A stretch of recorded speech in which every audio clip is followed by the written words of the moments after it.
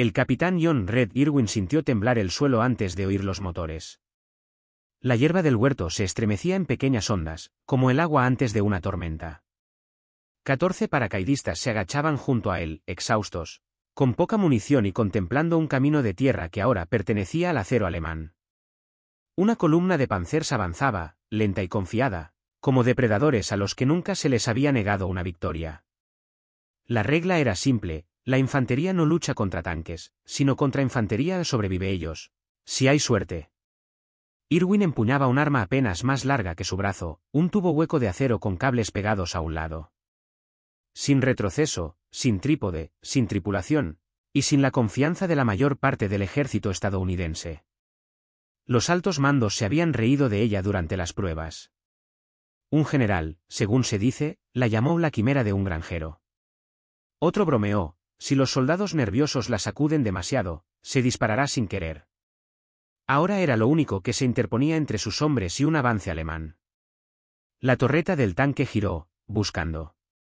El huerto de repente se sintió pequeño, demasiado pequeño para respirar. El artillero junto a Irwin susurró: «Señor, si esto no funciona». Irwin no respondió. Se colocó el extraño tubo en el hombro, exhaló y apretó el gatillo. Una raya blanca ardiente atravesó el huerto como un rayo atrapado en una botella. Y entonces sucedió lo imposible. El Panzer no se encogió de hombros. No siguió avanzando. Floreció, un destello de calor, metal doblándose, blindaje rugiendo, el pánico de la tripulación encerrado en un horno. Los paracaidistas, que segundos antes habían sido presa, vieron morir una máquina de 30 toneladas frente a ellos. En ese instante, Irwin no estaba llevando a cabo un experimento estúpido. Él sostenía el futuro. Dicen que los ejércitos van a la guerra con las armas que tienen tener, no las armas que necesidad. Pero en 1942, el ejército de Estados Unidos no tenía lo que necesitaba. Y todos en la cima esperaban que nadie se diera cuenta hasta que fuera demasiado tarde. Las primeras advertencias llegaron en el norte de África, cuando la infantería estadounidense finalmente se enfrentó a la Wehrmacht. En el paso de Kasserine, las unidades estadounidenses, inexpertas, observaban cómo los tanques alemanes abrían paso entre sus líneas como un arado corta la tierra mojada, limpio, imparable, humillante. Los soldados se atrincheraban tras sacos terreros que bien podrían haber sido sábanas. Los oficiales pedían artillería por radio, que a menudo llegaba demasiado tarde o no llegaba. Los proyectiles de fusil rebotaban en los blindados como granizo en el tejado de una iglesia. La lección fue brutal y rápida: no puedes detener el acero solo con coraje. La mayoría de los estadounidenses habían crecido con historias de la Primera Guerra Mundial: trincheras, bombardeos de artillería, infantería que avanzaba sigilosamente. Pero Hitler no estaba repasando la última guerra. Había reescrito las reglas. La Blitzkrieg era movimiento, choque, velocidad, y los blindados eran su punta de lanza. Dondequiera que iban los tanques alemanes, el campo de batalla se inclinaba a su favor como una mesa pateada. Y en el fondo, los comandantes estadounidenses sabían algo aterrador: todavía no tenían una respuesta. La doctrina de infantería aún enseñaba supervivencia, no resistencia.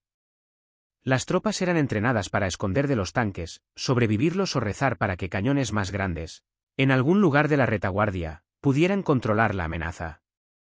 Los soldados eran escudos vivientes hasta que alguien los salvaba. Imagina tener 19 años y sostener un rifle que sabes que es inútil en cuanto la sombra de un blindado aparece sobre una loma. Imagina saber que, si esas orugas te alcanzan, estás atrapado, no en un tiroteo, sino en una ejecución a cámara lenta. El silencio entre los proyectiles de los tanques se convirtió en una especie de horror. Los informes provenientes de África describían que las unidades se desmoronaban no porque fueran cobardes, sino porque eran indefenso. Las películas de entrenamiento en casa insistían en que la moral se basaba en la disciplina y la valentía. Pero la verdadera moral es algo más: es la creencia de que tienes una oportunidad de luchar. Sin esa creencia, incluso el mejor soldado se siente condenado. La alta dirección intentó controlar la imagen. Los comunicados oficiales utilizaron palabras como revés o resistencia inesperada. Pero en privado, los generales estaban desconcertados.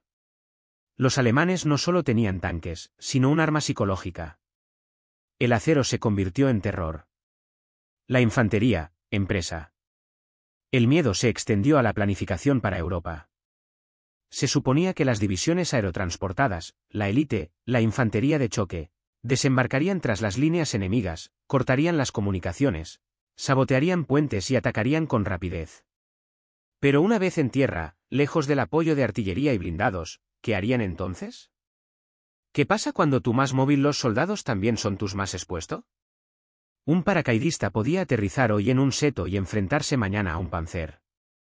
Y si lo hacía, solo tenía un fusil, una granada y quizás una carga de mochila que debía lanzarse lo suficientemente cerca como para rozar las orugas. El plan no era luchar, sino rezar para no encontrarte nunca con uno. Los comandantes intentaron minimizar esta falla. Los departamentos de innovación se estancaron, las juntas de adquisiciones dudaron. Las armas que no se ajustaban a la vieja doctrina eran tratadas como juguetes, una idea interesante, pero poco realista en el campo. Porque en tiempos de paz, el ejército siempre creyó que la opción más segura era la opción conocida. Pero la guerra no honra a la burocracia. En los silenciosos pasillos del departamento de artillería ya había memorandos, redactados con discreción, pero afilados como cuchillos. Una línea, escrita por un coronel frustrado, resumía la crisis mejor que cualquier informe del Congreso. Estamos enviando jóvenes a enfrentarse a los tanques con fusiles. Nos quedaremos sin jóvenes antes de que el enemigo se quede sin tanques. Nadie quería que esa frase se leyera en voz alta. Pero era verdad. Y la presión aumentaba rápidamente. Las unidades aerotransportadas entrenaban más duro, saltaban más. Practicaban aterrizajes nocturnos hasta que les temblaban las piernas, pero aún les faltaba lo más importante en el combate, el poder de contraatacar. Lo aterrador no eran los tanques en sí, sino la sensación de que hacían irrelevante a la infantería. Esa carne jamás vencería a los blindados. Esa tecnología había marginado a la humanidad. La historia recuerda las batallas. Los soldados recuerdan la impotencia. El ejército necesitaba un milagro. Pero los milagros no se consiguen en reuniones de comité. Vienen de alguien que ve un muro que todos los demás aceptan, y se niegan a aceptarlo. Las grietas en la vieja doctrina se ensanchaban. La guerra avanzaba demasiado rápido. La innovación ya no era opcional. Y en algún lugar, lejos del norte de África, lejos de los burócratas que aún creían que la artillería siempre sería suficiente, dos hombres construían algo extraño, algo que ningún general pidió, algo que ningún libro de texto contenía. Un arma lo suficientemente pequeña para un hombre. Suficientemente simple para tropas de salto. Lo suficientemente peligroso como para reescribir el miedo. El ejército aún no lo sabía. La infantería aún no lo creía. Pero el reloj ya estaba corriendo. Porque Europa estaba esperando, y Europa tenía Panzers por todas partes. La pregunta ya no era ¿puede la infantería sobrevivir a los tanques? La verdadera pregunta era ¿qué pasa cuando la infantería deja de aceptar el papel de presa? Esa respuesta comenzaría en un laboratorio, no en un campo de batalla. Y todo empezaría con un prototipo que todos estaban seguros de que estaba destinado a acabar en la basura, hasta que la guerra los obligó a probarlo. El ejército no salió a buscar un milagro. El milagro irrumpió en la fiesta sin ser invitado. Todo empezó en un rincón polvoriento de un taller de artillería, donde dos hombres, el coronel Leslie Skinner y el teniente Edward Hull, ignoraban discretamente el reglamento que todos los demás respetaban. Skinner era un inventor de la vieja escuela con una vena testaruda, el tipo de hombre que miraba una pared de acero y preguntaba de inmediato, ¿cómo hago un agujero en eso? Hull era más joven, más astuto y temerario en el sentido justo, el tipo de oficial que no pedía permiso hasta tener los resultados. El ejército de Estados Unidos tenía una ojiva de carga hueca almacenada. Química brillante, teoría perfecta, y absolutamente inútil si nadie podía entregarlo al objetivo. Demasiado pesado para lanzar, demasiado inestable para granadas y demasiado impreciso para rifles. Fue una solución genial sin sistema de entrega, una bala sin arma. La mayoría de los oficiales se encogieron de hombros y siguieron adelante. Skinner no lo hizo. Una mañana entró al taller y dijo una frase que cambiaría la guerra de infantería para siempre. Si la bala es la respuesta, entonces el lanzador es solo una cuestión de coraje. El primer lanzador no era un arma. Fue una broma. Un tubo de metal. Cables pegados con cualquier chatarra. Una imagen rudimentaria que parecía sacada de un juguete, no de un campo de batalla. Cuando Skinner la mostró, un coronel se rió tanto que tuvo que limpiarse las gafas. El apodo vino al instante, la bazuca. No por la gloria del campo de batalla, sino porque se parecía al instrumento de broma de un comediante usado por Bob Burns, un artista de radio. Remate, no un rifle. En la primera demostración, los generales se quedaron de pie tras la línea de fuego con los brazos cruzados, esperando la previsible vergüenza. El lanzador se atascó. 2 veces. Entonces, el cohete se atascó a medio metro antes de estrellarse contra un terrón de tierra. Sin aplausos. Solo sonrisas satisfechas. Las notas escritas de la prueba, aún conservadas en los registros, fueron brutales, poco fiable. Sin refinar. Impráctico en el campo de batalla. Recomendación, descontinuar. Si la historia se hubiera detenido ahí, los tanques habrían seguido siendo dioses del campo de batalla. Pero las guerras no se basan en papeleo, sino en desesperación. Skinner y Hull no se dieron por vencidos. Cuando los jefes se marcharon, recargaron. Lijaron los puntos de contacto. Revisaron la batería. Se limpiaron el sudor de la cara y se prepararon de nuevo. El segundo disparo pasó disparado hacia el blanco de acero y abrió un agujero del tamaño de un puño en 2 pulgadas de la placa. Silencio. Las burlas cesaron.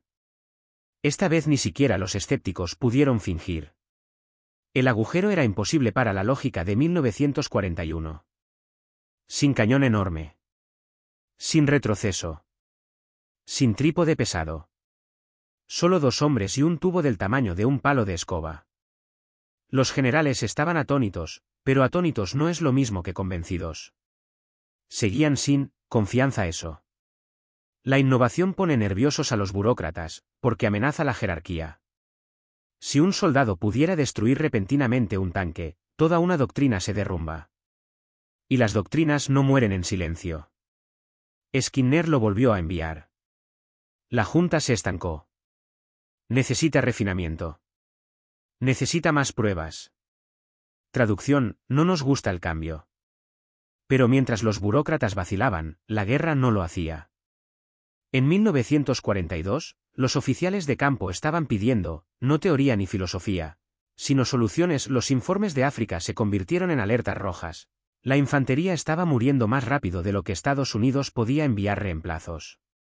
Y así la conversación cambió. No por brillantez, sino por miedo. El ejército no aprobó la bazuca porque creía en ella. El ejército lo aprobó porque se había quedado sin otras opciones. ¿La ironía final? Cuando llegó la orden, a Europa, ni siquiera hubo tiempo para manuales completos. Los soldados tendrían que aprender en el campo. Algunos, literalmente, dispararían su primer tiro en combate. Un arma nacida en un taller estaba a punto de encontrar su primer juez real, la guerra misma. Antes de su despliegue, un puñado de paracaidistas se entrenaron con la puerta cerrada. Algunos lo amaron al instante. La mayoría le tenía terror. No tenía retroceso, lo cual no le hacía gracia. Emitía un siseo agudo al estar armado, que no sonaba bien. ¿Y la explosión cerca de la cara del tirador? Eso sintió equivocado. En los barracones del campamento se oían susurrar las dudas por la noche, ¿y si me explota en el hombro? ¿Qué pasa si la batería se agota? ¿Qué pasa si el cohete se desvía? ¿Y si los generales tuvieran razón? Porque la duda es un parásito, y los nuevos inventos la alimentan mejor que cualquier otra cosa. Pero muy debajo de la vacilación había una semilla de algo mucho más peligroso que el miedo, esperanza. Por primera vez, la infantería tenía una forma de contraatacar. Un asesino de tanques en solitario. Una onda para Goliat. Una chispa de iniciativa. Esa semilla fue suficiente. Cuando los paracaidistas embarcaron hacia Europa, llevaban todo lo que necesitaban, municiones, cuchillos, raciones, radios, y escondidas entre cajas de suministros, como una apuesta escondida debajo de una mesa de póker. Había cajas de madera estampadas con extraños lanzadores que nadie había probado bajo fuego real. El ejército no estaba aplaudiendo. Estaba conteniendo la respiración. La bazuca aún no se consideraba un triunfo. Se consideró una última oportunidad. Pero la guerra tiene una forma de responder preguntas más rápida que cualquier comité. Pronto, esos Panzer que avanzaban por Europa se encontrarían con un arma para la que nunca se habían preparado. Un arma a la que no le importaba el grosor del blindaje ni el diseño de la torreta, un arma que convertía a un solo soldado en una emboscada móvil. Sin embargo, antes de que alguien supiera su valor, antes de que los héroes lo llevaran a huertos y setos, una pregunta final flotaba como humo: ¿la bazuca salvaría a la infantería o mataría al hombre que la sostenía? No tendrían que esperar mucho para descubrirlo. Porque Normandía era la siguiente. No aterrizaron como héroes. Aterrizaron como sombras, dispersos, magullados, parpadeando a través de la oscuridad y el caos.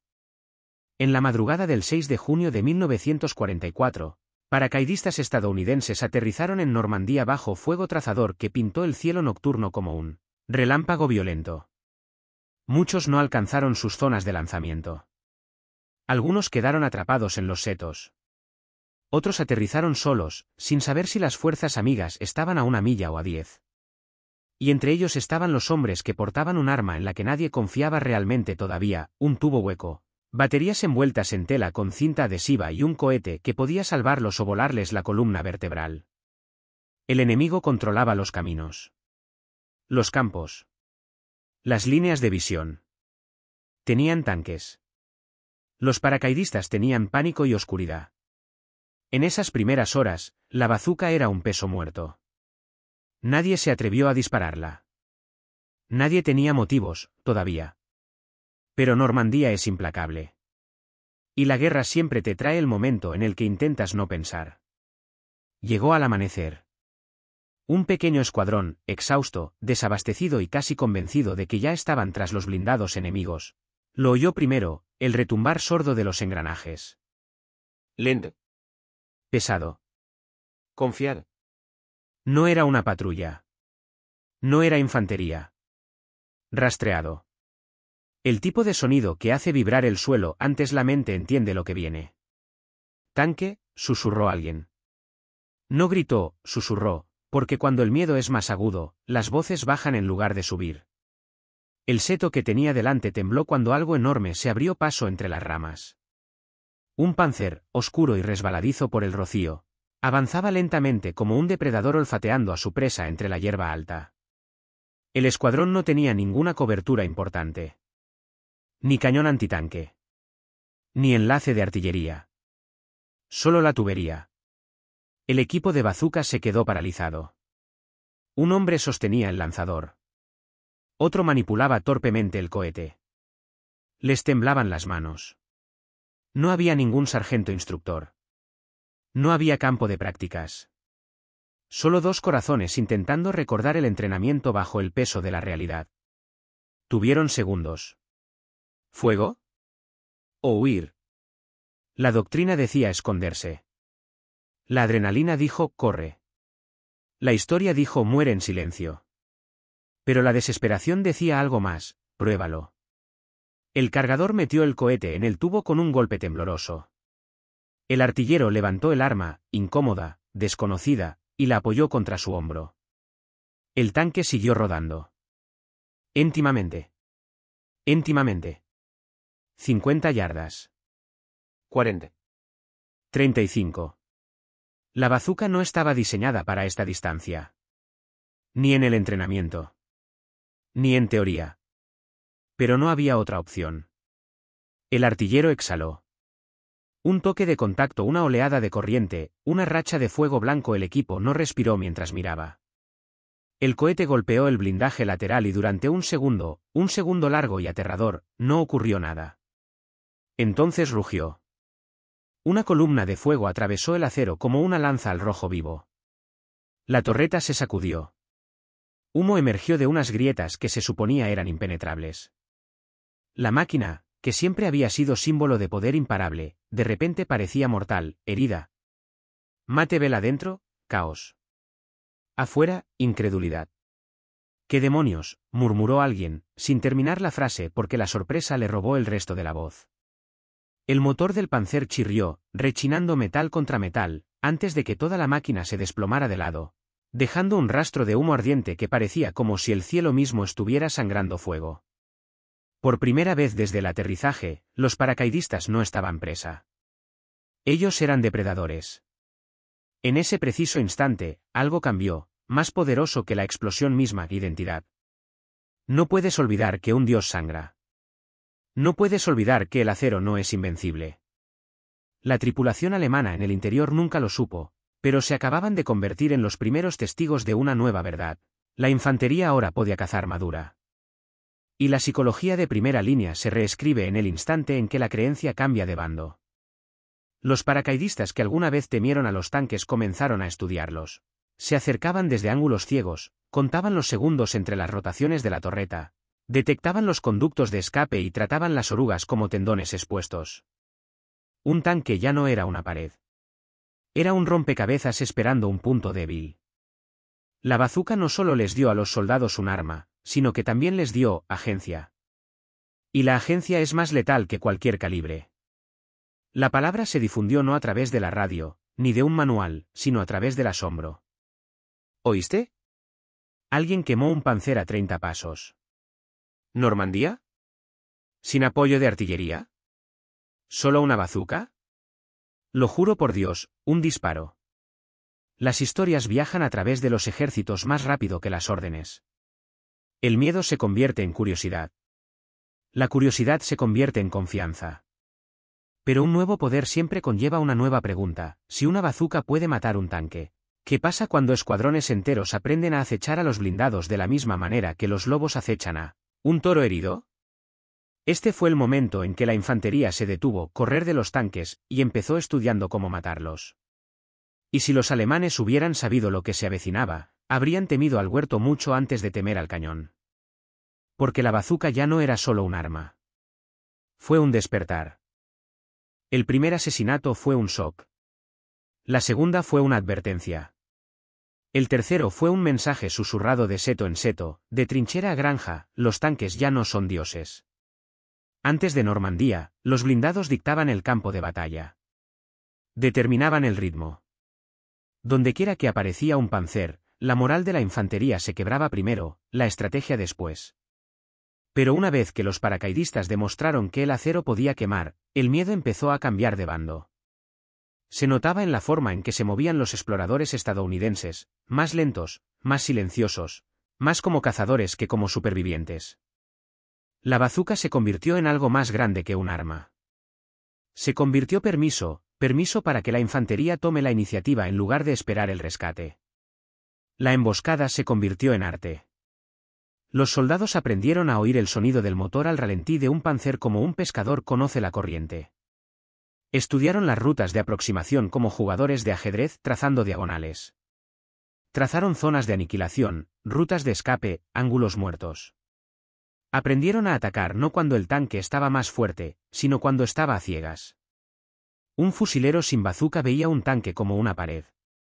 Un artillero de bazuca lo vio como una puerta que esperaba ser abierta. De noche, las patrullas se movían como fantasmas, un hombre cargaba el tubo, otro los cohetes, ambos eligiendo ángulos que la tripulación del tanque jamás esperó. Detrás de un pajar. Dentro del portal de una granja. Desde una zanja a la altura de la rodilla, de modo que el cohete impactara en la panza en lugar del casco. La doctrina había sido reescrita, no por los generales, sino por necesidad. Los alemanes también lo sintieron. Los comandantes de tanques informaron de gasaltos fantasma. Vehículos inutilizados sin artillería.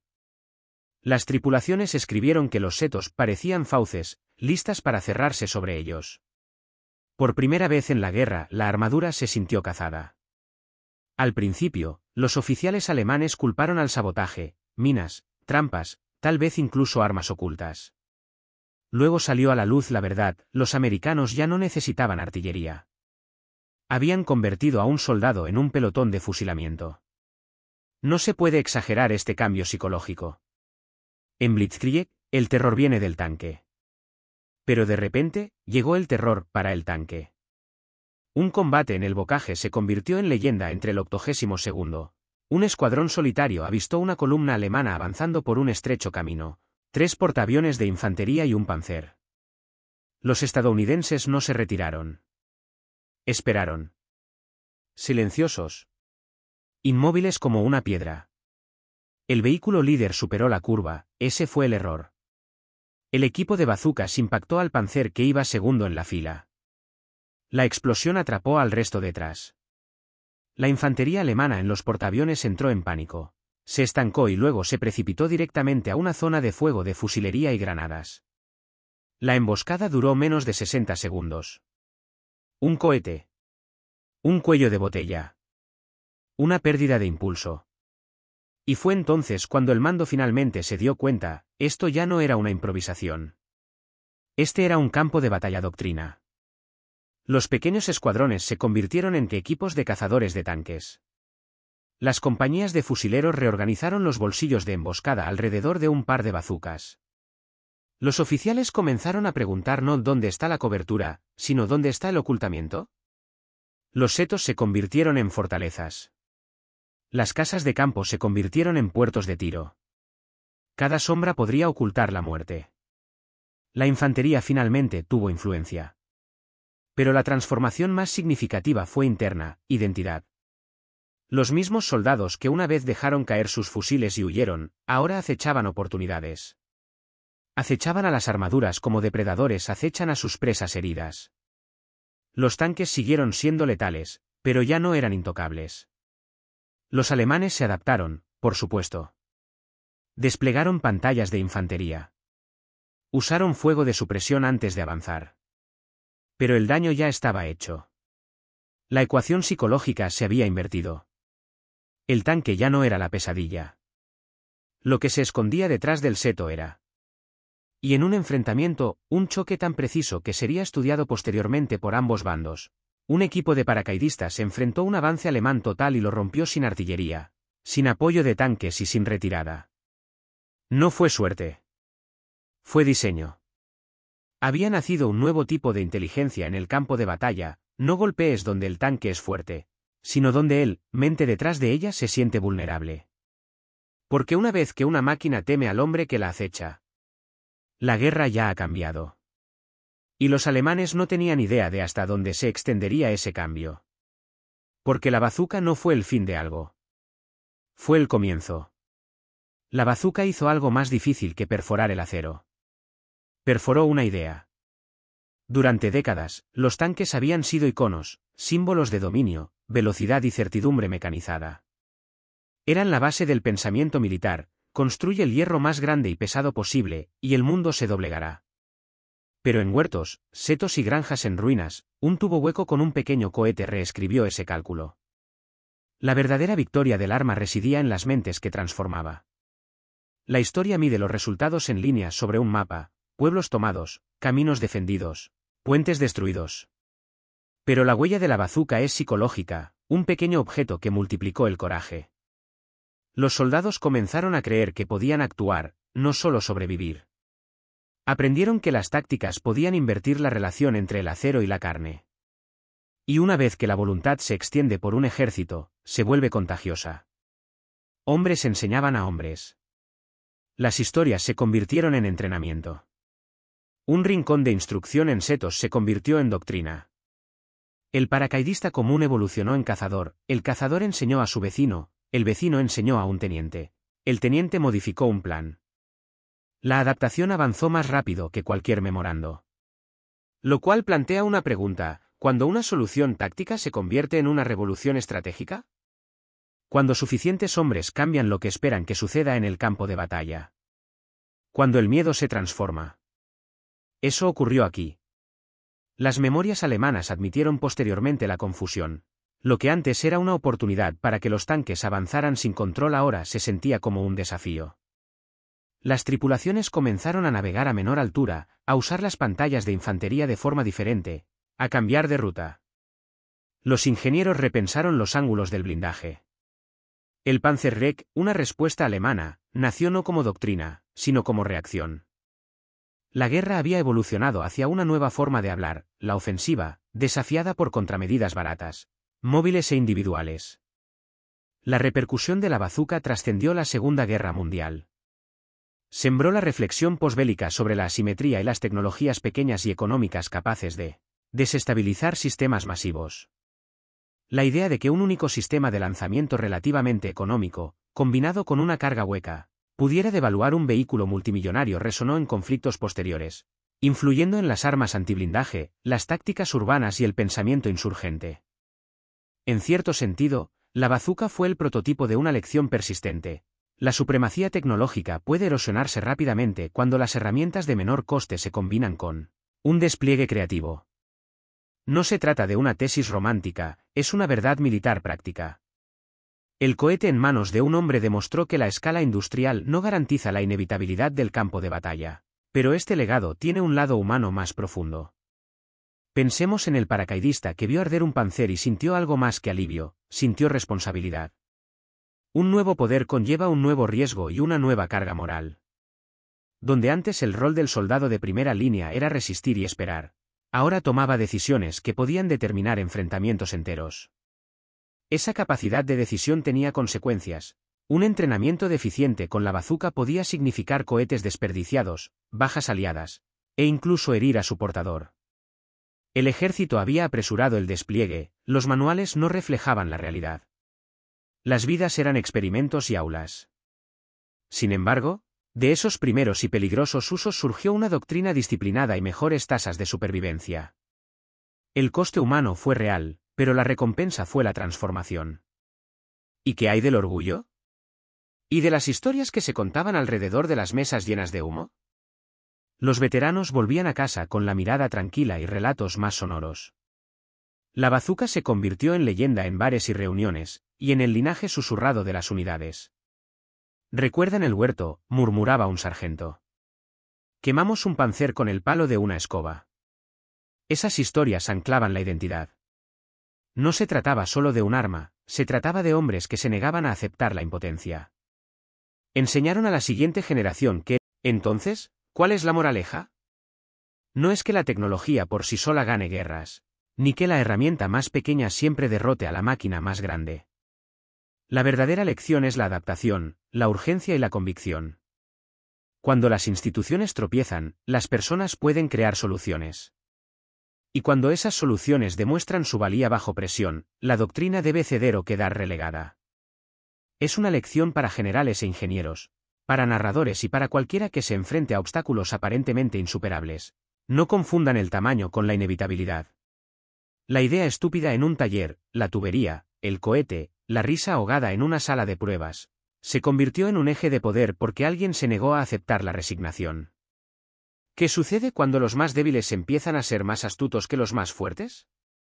¿Cuántas otras leyes de la guerra son solo hábitos a la espera de un artificio ingenioso o una táctica más audaz que los desbarate? Esas son preguntas que perduran en las batallas. Al final, el legado más simple de la bazuca es una verdad humana silenciosa: las herramientas cambiarán, pero la valentía amplificada por la invención reescribe los resultados. El soldado que una vez se sintió impotente ahora sabe que puede actuar. Ese cambio, de presa a depredador, de paciente a proactivo, es la herencia radical de esos huertos y setos. La cámara retrocede. El huerto está en silencio ahora, pero el eco permanece, metal que una vez pareció inmune, marcado y silencioso. Los veteranos comen en años más tranquilos, y la historia se traslada a los libros de texto, a los museos, a las conferencias silenciosas donde los niños aprenden que incluso la idea más pequeña puede cambiar el curso de la historia. Si crees que la historia termina ahí, pregúntate: ¿qué idea estúpida que nos rodea hoy podría ser la doctrina del mañana? ¿Quién construye la próxima bazuca en un garaje o taller? ¿Quién está dispuesto a rechazar la norma establecida? Porque la historia gira en torno de pequeños momentos contradictorios, un paracaidista, una pipa, una chispa, y, dentro de esos momentos, todo cambia. Las herramientas pequeñas pueden derrocar gigantes, y quienes se niegan a aceptar que siempre ha sido así, cambian la historia. Si quieres más giros inesperados y sorpresas en el campo de batalla que cambiaron las reglas, suscríbete para el próximo análisis a fondo. Próximo episodio: el dispositivo silencioso que convirtió los combates nocturnos en una pesadilla para los ejércitos.